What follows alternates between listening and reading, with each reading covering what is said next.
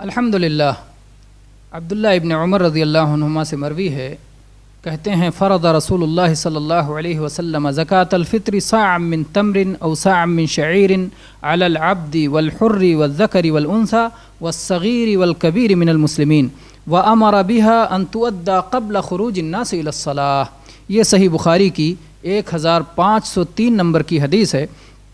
اس کا مفہوم اس طرح ہے کہ رسول اللہ صلی اللہ علیہ وسلم نے زکوٰۃ فطر کو فرض فرمایا ہے۔ کس پہ فرض کیا ہے اور کتنا فرض کیا ہے؟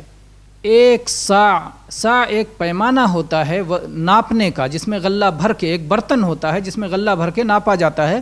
علماء نے احتیاط کے ساتھ 3 کلو کا، شیخ ابن باز رحمہ اللہ نے 3 کلو غلہ 3 کلو چاول کا اندازہ متعین کیا ہے۔ تو 3 کلو چاول یا 3 کلو گیہوں، 1 سا کھجور یا 1 سا کوئی اور غلہ، جو گیہوں یا چاول، جو چیز عام طور پہ کھائی جاتی ہے، اللہ کے نبی صلی اللہ علیہ وسلم نے اسے فرض کیا ہے غلام پر، آزاد پر، عورت پر، مرد پر، بچے پر، بوڑھے پر، جو بھی مسلمان ہو۔ اور اللہ کے نبی کریم صلی اللہ علیہ وسلم نے حکم دیا ہے کہ صلاۃ عید کے لیے نکلنے سے پہلے اس صدقے کو ادا کر دیا جائے، اس زکوٰۃ کو ادا کر دیا جائے۔